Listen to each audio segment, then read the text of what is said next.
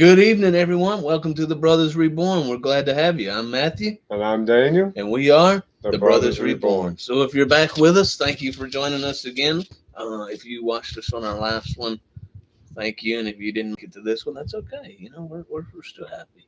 Um, Man, what a good day. What a good day. We just lesson on Jonah. It was amazing. And we only got chapter one down. So three more chapters to go. A lot of good stuff in Jonah, a lot of stuff that'll beat you up in Jonah. I mean, really, there's some punches being thrown in that book. But guess we know there's some punches being thrown in Proverbs too, right? That's right. We're going to be all sorts of convicted after tonight, ain't we? I know, right? It's like, oh man, can't talk to anybody for next year. Um, we we are here on day 11, chapter 11, right? That's where we are going to be tonight in Proverbs, and it's a good one. It's a good one, and I'm pretty sure, as I was talking about last time on Jonah, or just earlier on Jonah, a lot of the things that have been coming up are in tonight's Proverbs. So it's just really cool and really good, really awesome and amazing stuff coming up. So with that, we'll go ahead and start. We'll get into this proverb, and then we can kind of talk about it and get our thoughts on it. So it starts chapter 11. If you're with us in your Life Recovery Bible, that'll be page 797. And it's got one little verse, and then we'll be moving to 798. So here we go, chapter 11. The Lord detests the use of dishonest scales, but he delights in accurate weights. Pride leads to disgrace, but with humility comes wisdom. Honesty guides good people. Dishonesty destroys treacherous people. Riches won't help on the day of judgment, but right living can save you from death. The godly are directed by honesty. The wicked fall beneath their load of sin. The godliness of good people rescues them. The ambition of treacherous people traps them. When the wicked die, their hopes die with them, for they rely on their own feeble strength. The godly are rescued from trouble, and it falls on the wicked instead. With their words, the godless destroy their friends, but knowledge will rescue the righteous. The whole city celebrates when the godly succeed. They shout for joy when the wicked die. Upright citizens are good for a city and make it prosper, but the talk of the wicked tears it apart. It is foolish to belittle one's neighbor. A sensible person keeps quiet. A gossip goes around telling secrets, but those who are trustworthy can keep a confidence. Without wise leadership, a nation falls. There is safety in having many advisors. There's danger in putting up security for a stranger's debt. It's safer not to guarantee another person's debt. A gracious woman gains respect, but ruthless men gain only wealth. Your kindness will reward you, but your cruelty will destroy you. Evil people get rich for the moment, but the reward of the godly will last. Godly people find life, evil people find death. The Lord detests people with crooked hearts, but he delights in those with integrity. Evil people will surely be punished, but the children of the godly will go free. A beautiful woman who lacks discretion is like a gold ring in a pig's snout. The godly can look forward to a reward, while the wicked can expect only judgment. Give freely and become more wealthy. Be stingy and lose everything. The generous will prosper. Those who refresh others will themselves be refreshed. People curse those who hoard their grain, but they bless the one who sells it in time of need. If you search for good, you will find favor, but if you search for evil, it will find you. Trust in your money and down you go, but the godly flourish like leaves in spring. Those who bring trouble on the families inherit the wind. The fool will be a servant to the wise. The seed, the seeds of good deeds become a tree of life. A wise person wins friends. If the righteous are rewarded here on earth, what will happen to wicked sinners? Mm. Well, as we talked about, several of those things I talked about earlier were right there in Proverbs, right? Yep. Um, so that's amazing. Like we were talking about, it's just you just know that it's ordained Right. when things like that start to happen. And how powerful is it? If you search for good, you will find favor. But if you search for evil, Hmm. it will find you. My goodness, that is one of the most powerful verses in today's proverb, because when you what it's saying is you really don't even have to search that hard, right? All you have to do is just go, let me think of something evil. Hi, I Found found you. you. So I mean, that's what it's telling you. So like, stay away from that. You know what I mean? Don't go towards the evil stuff. And and they're talking about the gossip, right? Mm. Well, I really like verse 24 where it says, "Give freely and become more wealthy, be stingy and lose everything." Oh yeah. Um, that's not just talking about money, monetary stuff either. It's Hmm. if you share the gospel, you share your love of Jesus, you're going to be rewarded. You're going to be spiritually wealthy. Oh, absolutely. We were just talking about in Jonah. Jonah went to sleep, Right, right, when he was around the unbelievers. He right, didn't share the wealth, the good news, right? He didn't share it. When you're stingy with those kind of things, you're not doing the will of God. You're not doing the will of the Father. So really, honestly, if you're being stingy with your faith, you're not being very faithful right. to God. And you're absolutely right. But that, and it also comes to time. Mm-hmm. Don't be stingy with your time, right? When and there's another verse in here where it talks about the grain, right? Those who sell it in a time of need. Right. Okay, That's verse 26. so people curse those who hoard their grain, but they bless the one who sells it in a time of need. This is this comes to people as well. This isn't just talking about hoarding, grain or money. It's sometimes people just need some help. They just need some muscles or something like that. They need wise counsel. They need you to speak to them, to talk to them. But when you see that they need something, you avoid them.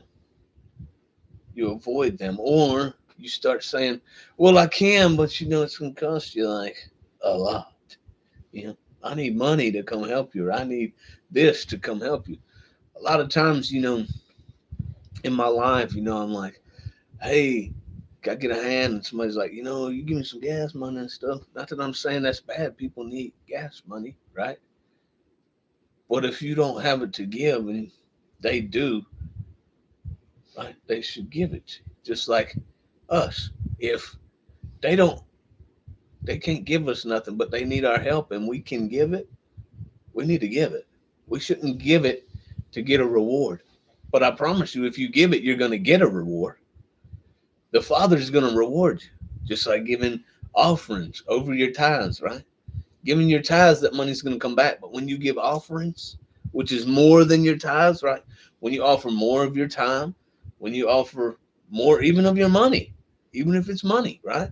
When you offer more of that, the Lord gives back abundantly if you do it for the right reasons.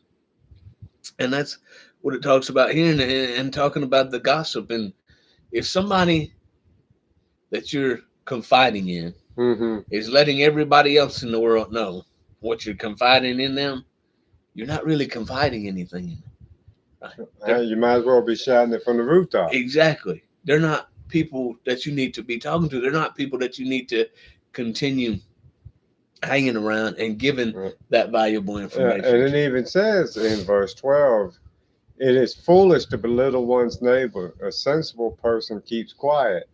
and not trying to judge anybody, but people who do that are foolish, Oh, uh, absolutely. according to the word. Yeah, the word tells you. So it's, and uh, I can't think of the verse. I'm sure you know it. Don't cast your pearls among swine. Oh, yes, absolutely. Phew, that's a big one. That's a big one. It's one that sometimes I struggle with, right? Because sometimes the people that don't deserve my pearls are people that are very close, Mm. and that hurts, right? That hurts you when you realize that the people that are close to you aren't accepting you. That happened to Jesus. That's why he didn't preach to the in Nazareth, right? He didn't preach there, Nazarene. He didn't preach there because he said they won't accept it. They see me as a carpenter, right? They see me as the son or of Mary. They just see me as this guy. They don't see me as the Messiah. Hey, ain't no way. We know you your whole life, man. You're just nothing. You're just a guy from a place that people will go, ew, you Mm-hmm. are from Nazareth? What? You know how many times you see that in the Bible? Like, what? How could the Messiah come from there? Right. You know what I mean? It's like people just, so sometimes the people that are in my life that I care a lot about are the ones that aren't accepting my pearls. So I'm not going to keep casting them out there.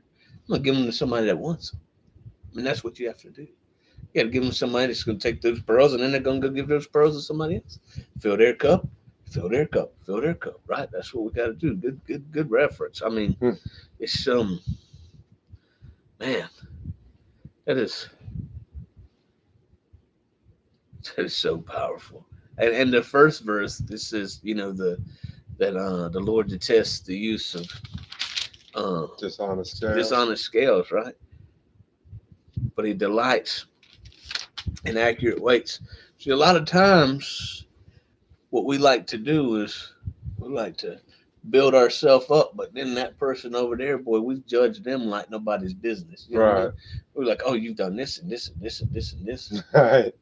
But then we over here and we're like, but you haven't seen that I've done all that stuff. So I'm gonna use these weights. The only the ones you can see.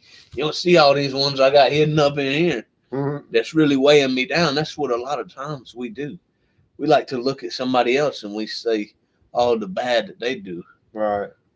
but we don't want to see the things that we're not doing. Right. Right. And that's basically the same thing. You're using dishonest scale. You're and you might not even be judging them because it tells us to it just like when it was talking about wise leaders have good counsel, right?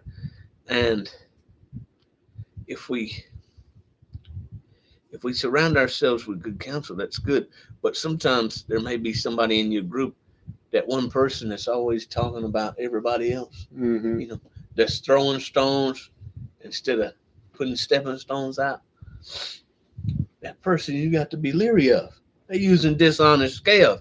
They ain't doing what they're supposed to be doing. And a lot of times that's just what I like to call lip service. Right. They just blabbing, but on the inside, in the heart, because it says God sees what's in the heart, right? He doesn't care about what's on the outside. He sees what's in the heart. You can show him whatever you want. Put diamonds all over your body and your heart's just as wicked as it can be. It don't matter. And that's what's important. And having the people around you that if you start doing that, they can go, hey, we need to pray because it looks like you're starting to get a little bit judgy. Right. You know what I mean? You're starting to be a little bit to people. Yeah.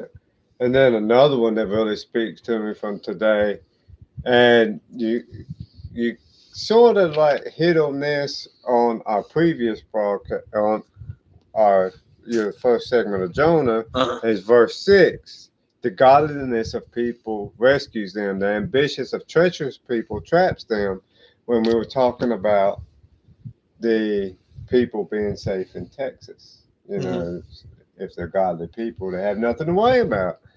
And and it's not just in the physical sense, but it's just amazing how what we talk about just leads into other things that we end up talking Right, about. absolutely, and it hits on that um, tomorrow too. But I'm not going to tell you about it.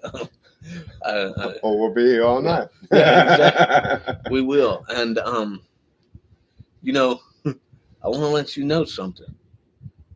If the Lord ever puts it on my heart that I need to go all night, I'm going to do it. All Okay, right. and, and or I will say, Lord willing, I will do it. I will hopefully be obedient if He tells me that. Because if He does, obviously there will be somebody that comes on that needs something, All or right. somebody just needs to see. I just need to see 12 hours of that fool right there just keep going. Blah, blah, blah, blah, blah. I hope he blesses me with a better chair if that happens. Yes, yes. Don't worry, both of us. I hope that you get a better chair too, and I And and you as well, and I because your really hope back that is. we both get a better chair. But but another one, and this is a big one for me, and I still struggle with this as well. Is pride leads to disgrace, but with humility comes wisdom. And part of it is from just being a man, Hmm. being male. You have a certain sense of pride, Absolutely. and sometimes you just got to swallow that pride and be humble. Hmm. Um, because you're not always right. We would always like to be right, but Hmm. and I'm getting better at it. I'm nowhere near done with pride personally. I know, but I'm getting better with it. I have noticed, but I could use a lot from that verse right there. That is awesome, and so we might have to revisit pride and humility um, lessons that we did. But you know what's funny? Okay, so I'm gonna go to Jonah real quick, right? All And right. how the Lord changed, that made the lots Uh huh. so that everybody seen that Jonah was Uh the one, right? So you know my favorite pride story, Haman, huh. right? So Haman cast lots to see when they were going to kill all the Jews. Right. And the Lord made the lot a year later so Right. that he could plan all that stuff that happened with Mordecai and everything. Right. And finally, him getting impaled on his own big 75-foot pole. Right. We're going to figure that one out. But so it's funny, you talk about pride. And we were just talking about lots. And Right. I was just studying earlier about how the lots in Haman were also changed by the Lord. And now you're talking about pride, and Haman is in my pride lesson. So it's like, This all comes full I circle. mean, It really, just. the Lord just works so amazingly, right? And He's like, and I'm like, what? It won't be long. I'll be over there taking a Jesus break, saying, "Come on, Jesus, help me, show me what I need to see." Because I tell you, I'm not lying to you. Sometimes I get overwhelmed, Right. right? I get overwhelmed. I'm human, and I'm not perfect, and I get overwhelmed, and I'm just like, Lord, I don't know what to do. And at that moment, there's either two ways it can go, because sometimes when I get overwhelmed, I shut down, Right. right? And I just go, okay, I will sit here and I will do nothing. And God's up here like, oh, you just need to talk to me, son. And I'm like, I will do nothing. Well, sometimes not just that you need to talk to him, like you need to listen to me too, son, before I have to take my spiritual two by four Well, to the yeah. back of your Well, head if again. you're talking to him, I hope you're listening to what he says. Um, but when I shut down, I don't do any of that. Yeah, You're don't not do either, listening. You're right? not talking. You're not doing anything. And so God, He's nice. He's a nice God. He really is. And he's respectful. And he says, well, if you don't want to do it, I'm not going to make you. Right. Right? That's how he is. He's a nice guy. He's Yeah. fair. He says, if you don't want, you need to, but I won't make you. Now, see, with Jonah, he didn't even make him. He just made it really hard for him to run. It made it hard for him not to Yes, listen. exactly. He made it extremely difficult. And then I know I'm jumping back and forth on all It's these all right. verses, but It's good. this proverb really hits because even in verse 20, the Lord detests people with crooked hearts, but delights in those with integrity. Mm-hmm. And in my past, I have had very crooked thoughts, Mm-hmm. and crooked intentions is Mm-hmm. just Absolutely. I was malicious Mm-hmm. to a degree, Mm-hmm. and when I got saved, I started getting better, I'm not saying I'm still crooked, but it's there's still some things that are on my heart that then I was like, it convicts me. It's like, why'd you even think that? You know? Mm-hmm. Absolutely. Um, and I think that happens to. I think that happens to a lot of people. Right, Not everybody is willing to admit it. right, And trust me, there's things that you shouldn't admit to other people that aren't godly and in your circle, and you can confide in them confidently, right? Don't confide in somebody that's going to go gossip about it and talk about it. Now, the Bible tells us that we should, confess to our brothers and sisters. That's what we should do. We confess to the Lord too. But when you are able to do those things, good. But if you don't have somebody in your life right now that you're able to do, just keep confessing it to God. Keep giving it to Him, and you don't have to give that to other people. But be able to admit it to yourself, right? And then it'll convict you. You'll have that discernment, and you can read these proverbs, and you can realize that bad stuff happens to people that do that. Evil people will surely be punished, right? Verse right. 21. But the children of the godly will go free. That's an amazing verse right there in itself, because there's a word in there that some people don't know, and that's free. There's people in the world now that don't know what freedom is. They don't know what freedom to believe in God is. They don't know what freedom to go out and worship is. They don't know what freedom to even have have certain clothes, or do certain things, right? Or not wear certain things, right? There's some places where you can't show your hair or this or that, right? Be thankful for the freedoms that you do have, right? Because there's a lot of people that don't even, all they know is that's, to them, it's a concept. Right, Freedom is a concept. Like, that's something that somebody has, right, but not me. And and it's just amazing how when people who can't freely worship start to worship, right? Those mission trips that we were talking about, you go to places where people don't know about God. Maybe people aren't allowed to know about Him, right? And then they start to know Him, and they are able to be free from those chains that are holding them back. And you may say, well, some of those people get killed. Some of them do, and that's horrible. But guess what? They are free. They have been released from the things that were holding them back, and they will now be able to have salvation and eternal life. That's what they can have. They have been free. So if you live in a place where you are free to do those things, be thankful. Be thankful for those. amen. And be thankful for these proverbs. Be thankful for this good news that we have, that God gives you a way. He's a way maker, right?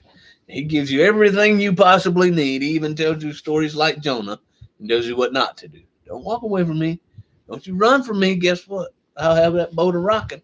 That's what Mm. he says.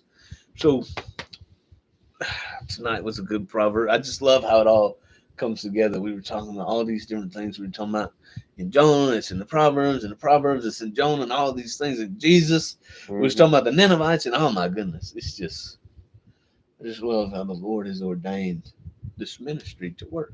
Right. And that's what it is. And I fully trust in Him, and I know that we're doing His will. And we thank Him for that. We want to glorify Him and not us. So thank you, Father.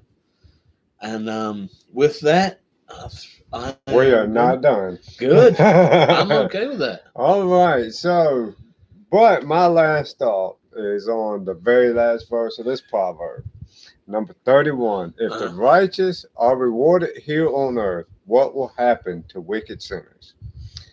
So, that one's really weighted, to me, the way I think, because, you know, we're only on this earth for a limited amount of time. So we're being rewarded with God's love mm-hmm. while we're on earth. I just, it's hard to and I I remember what it was like before I got saved, but it just, it's kind of like it's blanked out. I've asked for forgiveness for it, and it's almost been Mm. a sin forgetfulness for me, Right, right, right. But Absolutely.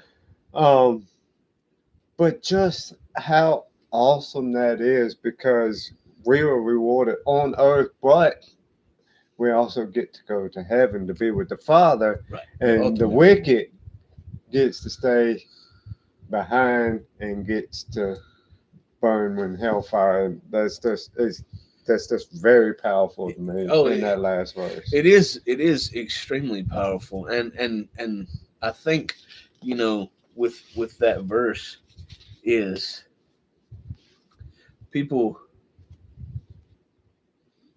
when you're in sin, Right, you feel like those are the rewards, the right, things that you're doing in sin. But when you come to God, and I have been living with Him long enough now that I'm pretty much in the same boat. I can't remember what it was like. I can, but I can't.